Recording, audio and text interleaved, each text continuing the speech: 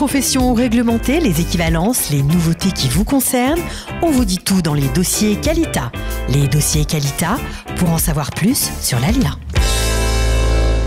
Salut à tous, bienvenue. Si vous nous rejoignez, si vous cherchez un établissement scolaire pour vos enfants, eh bien peut-être qu'aujourd'hui, vous aurez la solution. Notre invitée du jour s'appelle Ruth Ben-Smiyen. Bonjour Ruth. Bonjour. Vous êtes proviseure depuis 5 ans du collège-lycée franco-israélien de Mikvé Israël. Absolument. On est ravis de vous accueillir. Merci, voilà. Je suis ravie d'être avec vous. Ben, avec plaisir. Donc vous avez la chance de travailler sur un campus magnifique. Absolument. Alors un campus 300 hectares, je crois, où il y a de nombreux établissements et parfois, il faut bien le dire, on se mélange, on confond. Alors on compte sur vous pour nous éclairer. D'accord, très bien. Alors effectivement, je suis ravie et merci pour votre invitation. Mikvé Israël, 300 hectares, un domaine agricole depuis 1870. Une petite perle, un joyau au centre d'Israël, effectivement. Il faut parler bien près du micro, voilà. Voilà, comme merci. Ça, on vous entend bien. Où se trouvent effectivement 3 collèges-lycées, c'est-à-dire un collège-lycée général, le Bet Sefer Klali, qui existe depuis le début, depuis 1870, qui a vocation, voilà, c'est ça qui a vocation. Alors, ça serait plutôt un baccalauréat agricole plus un bac général, scientifique, et qui est ouvert donc un bac israélien, totalement israélien. Puis nous avons le lycée Dati, qui s'appelle aujourd'hui Maïmonide depuis 2 ans, où il y a une filière française religieuse. Et il y a mon établissement qui existe depuis 2007, qui est un accord entre les 2 gouvernements d'établir un projet pédagogique entre les 2 États pour souder cette amitié franco-israélienne.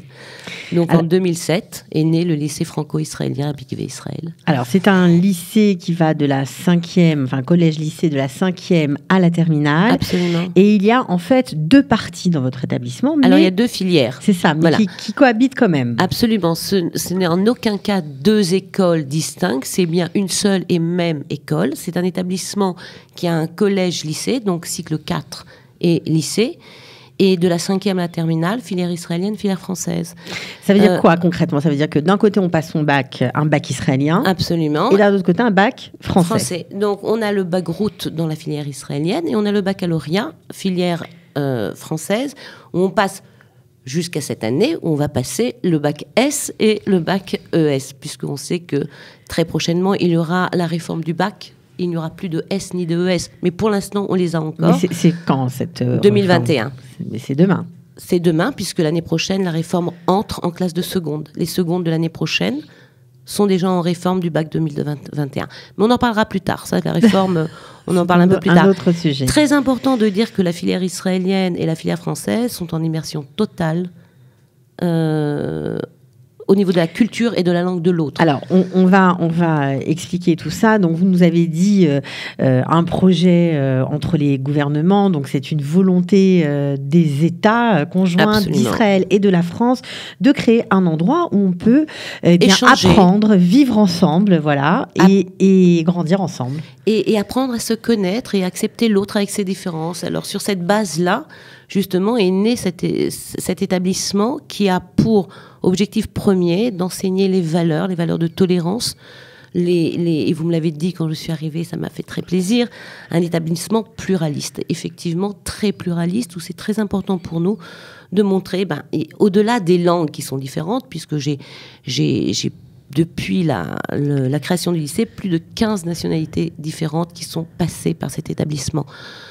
Oui, parce qu'il y a tous les on va dire... Des expatriés, des enfants de diplomates, mais ils représentent un tout petit pourcentage, il faut être très honnête, mais ça n'empêche qu'on fait un travail extraordinaire aussi avec cette population-là, parce qu'ils viennent avec une idée très concrète de ce que représente Israël dans leur esprit, et ils repartent avec une idée assez différente de celle avec laquelle ils sont venus. Oui, forcément. Parce qu'ils ont vécu avec nous et ils ont partagé avec les Israéliens.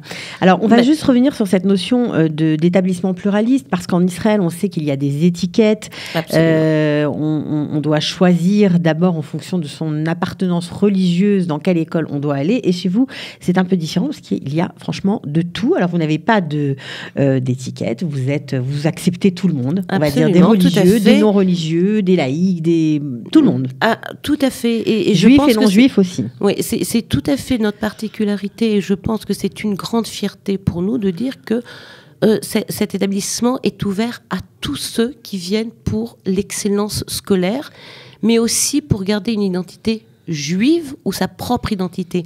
On travaille beaucoup sur l'idée de citoyenneté. L'idée de citoyenne, encore plus cette année avec les 70 ans d'Israël. De l'État d'Israël, bien sûr. Donc c'est évident, mais on développe cette idée de citoyenneté à partir des valeurs que nous transmettons, quel que soit le cours. Les valeurs sont transmises sur être un citoyen en Israël, être un citoyen ailleurs, peu importe.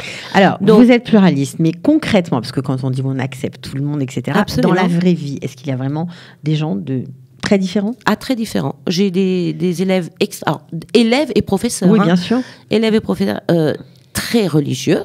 Alors, vous allez voir dans mon établissement des jeunes garçons qui porteront la kippa, le tzitzit katan, qui feront leurs prières, qui mettront les tefilines.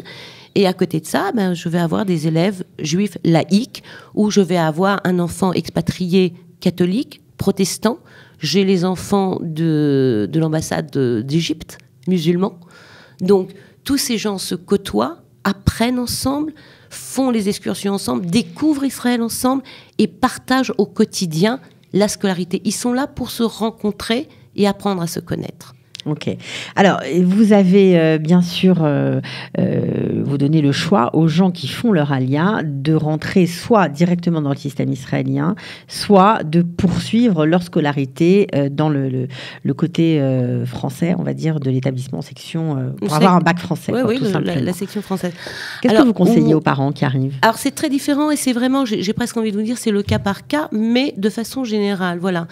Quand on voit une famille en processus d'alia ou qui a fait son alia, que les enfants sont jeunes, donc là ça fait pas un pli, on intègre l'enfant dans la filière israélienne et l'avantage c'est que je bénéficie d'une infrastructure extrêmement qui a les réponses pour ces enfants-là, dans la mesure où mes équipes sont parfaitement bilingues. Nous sommes au fait même de ce qui se passe dans les 2 ministères. Donc, on peut aider, soutenir ces enfants qui s'intègrent dans la section israélienne. Il y a des heures d'ulpan, j'imagine, pour eux. Il y a beaucoup d'heures d'ulpan, mais pour tous, dans la section française. Dans la section française aussi. Mais quand un enfant s'intègre dans la filière israélienne, il a pratiquement un EDT, un emploi du temps tout à fait particulier. C'est-à-dire, il y a les cours pour vivre sa vie intégrée dans sa classe, mais il aura, pendant par exemple les cours de français qui sont des cours obligatoires pour un élève israélien, puisque chacun doit apprendre la langue de l'autre, eh bien on va le sortir des cours et il aura des cours, par exemple de soutien thématique en mathématiques, en physique, en madaïm, en sciences, etc., dans de nombreuses disciplines où c'est un peu compliqué au niveau de la terminologie pour lui. Donc on va mettre l'accent sur un ulpan thématique qui va plus aller dans le sens d'apprendre à un enfant à lire des consignes en hébreu plutôt que d'apprendre un vocabulaire pour aller à la Macolette. Donc, on veut on va essayer de développer un ulpan plus ou moins thématique. À côté de ça, il a les heures d'ulpan pour tous les Olim Hadashim et tous les élèves de l'établissement, y compris les expatriés. C'est-à-dire qu'il y aura 7 heures d'ulpan au maximum pour des nouveaux immigrants, jusqu'à 2 heures de ce qu'on appelle langue du pays, qui sont 2 heures obligatoires dans les écoles de l'AEFE, donc de l'Agence pour l'enseignement du français à l'étranger. Dans toutes les écoles homologuées françaises, les expatriés, les diplomates apprennent 2 heures de langue du pays. Bon, alors, il y a de nombreux établissements en Israël, il faut dire la vérité, des établissements francophones, des établissements israéliens, certains avec d'excellentes réputations. Quelle est la spécificité de votre lycée Mikvé Israël ? Alors, en fait, il y en a plusieurs. Il y a un axe central sur lequel nous travaillons depuis 2007. C'est une spécificité qui nous a valu justement la reconnaissance par le ministère israélien de Bet Sefer Yehudi Artsi, ce qui veut dire un lycée spécifique national. Alors, il y en a très peu en Israël. Il y a 3 ou 4 lycées spécifiques nationaux dans le pays. C'est un label d'excellence? Alors ça, c'est du côté français. Mais ça, du côté israélien, on est reconnu comme lycée spécifique national. On a le droit de recruter sur l'ensemble du territoire. Mais au-delà de ça, nous avons une spécificité qui sont les relations internationales et la diplomatie. À partir de la 3e, dans les 2 filières, on a une introduction aux relations internationales et à la diplomatie. À partir de la classe de seconde jusqu'en terminale, chaque élève dans sa filière va avoir des cours de relations internationales et diplomatie basés encore une fois sur tolérance, connaissance du monde des relations internationales, du Moyen-Orient, du monde de la diplomatie. Du côté français, c'est enseigné par le docteur Denis Charvit, qui est un universitaire. D'ailleurs. Qui est un universitaire, voilà, depuis le début, qui est avec nous et avec qui nous avons démarré cette section de relations internationales et avec qui nous sommes en train aujourd'hui d'écrire l'option relations internationales dans le système israélien. La fameuse Mégama, de créer une Mégama de Alors c'est une Mégama de relations internationales formidable. Un petit peu, bon, elle paraît un peu élitiste, pas du tout en fait. C'est une Mégama ouverte à ces enfants qui ont vraiment envie d'être très ouverts, très pluraliste.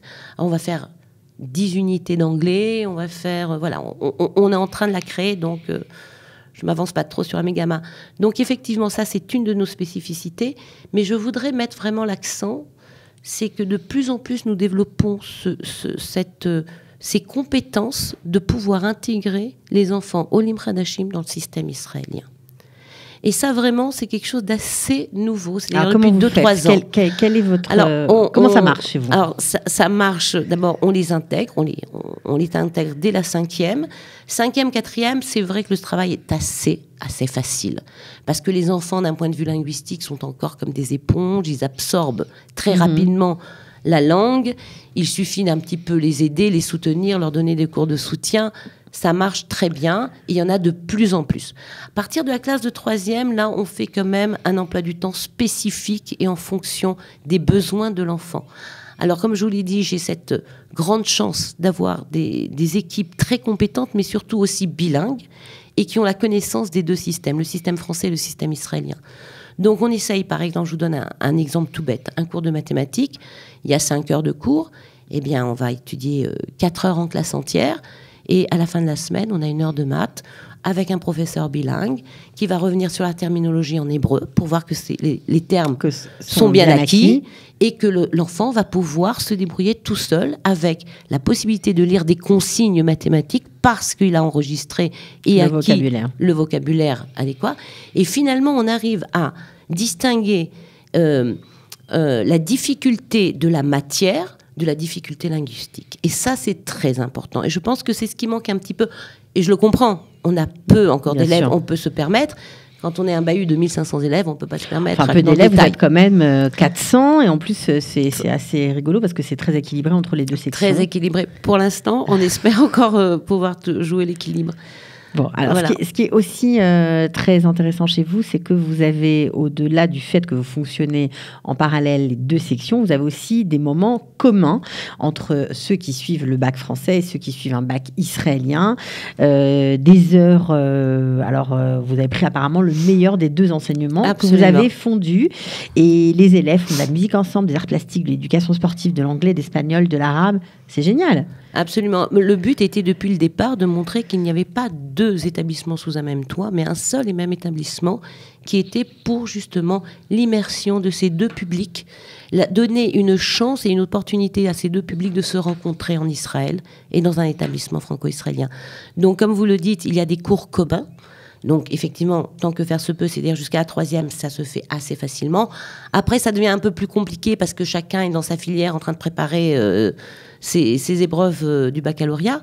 Mais effectivement, on a les cours d'art plastique, les cours de musique, les cours de théâtre, d'éducation sportive. Ça se fait en quelle langue alors? Alors, ça se fait généralement dans les 2 langues, quoique... il y a de plus en plus, voilà. Au départ, ça se fait en 3 langues, parce qu'au départ, la langue va être l'anglais. Et puis après, on va passer au français. On va parler une espèce de langue qu'on va créer qui s'appelle le franc-breu pendant une certaine période. C'est un mélange du français et de l'hébreu. Ça passe à l'hébreu. Et après, voilà. Et on passe à l'hébreu. Parce que le théâtre directement en hébreu, ça doit être... Alors, il faut faire preuve de beaucoup d'originalité quand on est prof de théâtre. On peut passer par le mime pour démarrer déjà, parce que c'est magnifique de voir ces enfants qui, sans la parole, communiquent énormément. Et puis bon, très vite, ils passent à des petits textes et puis à des petits dialogues. C'est très enrichissant. Oui, c'est très enrichissant et c'est surtout, c'est une grande fierté de les voir évoluer d'un point de vue linguistique et d'un point de vue social, et de les voir un petit peu évoluer, maturer et presque à la limite, j'ai envie de dire, se transformer, devenir ce qu'ils ont envie d'être par cette identité-là. Alors, il y a une chose dont on n'a pas parlé. Est-ce que c'est un établissement où on dort sur place, un internat? Alors voilà, j'ai quelques élèves qui sont en internat, bien évidemment. J'ai une 30aine d'élèves cette année. Bien sûr, en 2015, j'en ai eu beaucoup plus, puisqu'il y a eu ce pic d'Alia. Une 30aine d'élèves qui ont choisi de venir passer l'année terminale, l'année de première ou l'année de seconde en Israël, avec ou sans leurs parents. J'ai par exemple des familles qui sont installées à Eilat, donc les enfants sont en internat. J'ai des enfants qui sont venus sans leurs parents, donc les enfants sont en internat, les parents sont en France. Et voilà, mais j'ai pas mal d'enfants qui se trouvent, dont les familles sont en Israël, mais éloignés. Donc ils sont à l'internat chez nous. L'internat est un internat également d'excellence, où il y a une école du soir, où des professeurs de maths et de physique sont là pour donner des heures de soutien aux élèves qui en auront besoin. Et voilà, je pense qu'il y a aussi une vie en internat qui est propice à l'intégration des nouveaux immigrants d'Israël. Disons qu'en plus, vu la beauté du campus, forcément, on imagine que ça doit être très plaisant de vivre sur place. Alors, Mikvé Israël, le collège-lycée franco-israélien, est un établissement homologué, il faut bien le préciser, par les deux pays, les deux gouvernements, la France et Israël. Vous avez plus de 400 élèves aujourd'hui. Qu'est-ce qu'ils font quand ils quittent votre établissement? Ils vont où, ces élèves ? Alors, écoutez, il y a plusieurs trajets. D'abord, effectivement, il y en a très peu, finalement, qui retournent en France. Ou s'ils retournent en France, c'est pour une période assez déterminée, comme, par exemple, faire des études de médecine qui leur paraissent absolument impensables. Quand on est arrivé en première ou en terminale, on ne pense pas faire ces études de médecine en Israël.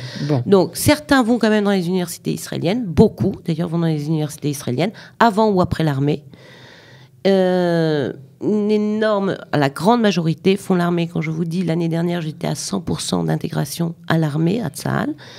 Et peut-être, bon, ça, je vais le dire parce que je suis très fière de le dire toujours, j'ai le pourcentage de filles officiers le plus élevé du pays. Donc, plus de 20% des filles qui sortent du collège-lycée franco-israélien sont officiers dans l'armée. Et pour moi, c'est très important parce que ça a du sens. Ça a du sens au niveau de leurs études, au niveau de leur avenir, mais aussi au niveau du sens qu'elles donnent à leur service militaire. Ouais, bah ça je suis toute voilà, je vous écoute et je trouve ça génial. Alors en tout cas, on aura compris que votre équipe, vous prenez grand soin de votre équipe, vous faites attention au recrutement, vous pouvez grâce à votre label un peu particulier recruter dans tout le pays les meilleurs professeurs. On sait que et les élèves également. Les élèves bien évidemment. Vous êtes dur, vous faites une lecture de leur dossier à la loupe, vous n'acceptez pas tout le monde, vous êtes exigeante dans le recrutement ou pas? Non, pas du tout. D'abord, il faut être bon pour rentrer chez vous. Il faut pas du tout être bon. Enfin, du tout, bien évidemment. Il faut vouloir étudier parce que celui qui a pas envie d'étudier, effectivement, il n'a rien à faire chez nous parce que c'est beaucoup d'études, c'est le niveau. Et très haut. Très exigeant. On est très exigeant. On n'a pas 100% de réussite sur la durée depuis tellement d'années si on ne travaille pas. Donc ça, c'est un secret pour personne. Donc on est extrêmement exigeant. Les professeurs sont très exigeants. Du côté israélien, les élèves viennent beaucoup parce qu'ils aiment cette exigence, ils aiment cette discipline. Je ne parle pas uniquement du secteur des Olim Khadeshim, je parle aussi des Israéliens qui viennent étudier rechercher la French Touch. Voilà, exactement. Ils recherchent justement cette discipline et cette rigueur à la française. Donc ça, c'est très important. Et c'est surtout, vous savez, c'est de la motivation de la part de l'enfant. Moi, je vous dis très honnêtement, j'ai pas l'infrastructure pour les enfants qui viennent pour faire du n'importe quoi et on passe un an de vacances. On a compris en vous entendant que c'était pas du tout la philosophie. Mais par contre, voilà, je cherche la motivation chez les enfants parce que pour un Israélien qui a l'habitude d'un cadre israélien qui va finir à 1h30, c'est pas le bon endroit. Parce que chez nous, on étudie minimum jusqu'à 4h, voire 5h, 5h30. Alors, combien de pourcentage, juste pour terminer l'émission, de réussite au bac? 100% des deux côtés. Oh, mais vous êtes formidable. Bon, écoutez, on croise les doigts parce que le bac qui change, voilà, ça continue. C'est beaucoup de travail, beaucoup d'exigences, beaucoup de grande et de bienveillance de la part des professeurs qui encadrent Mais je vous dis, il n'y a pas d'heure. C'est du jour et nuit qui encadre les enfants, qui sont à l'écoute de chacun d'entre eux. Ça se ressent lorsqu'on vous entend parler. Merci. De rien. Et on vous souhaite de continuer, tout simplement, à continuer à avoir 100% de réussite au bac, à apporter du réconfort, le goût de l'étude, du français, de l'hébreu. Voilà, pour ceux qui débarquent et ceux qui ont envie de ne pas laisser derrière la langue française. Voilà, c'est important. Et la culture. Aussi, et la culture française. Voilà, merci beaucoup, Ruth, et à très bientôt. Merci à vous. Au revoir. Au revoir.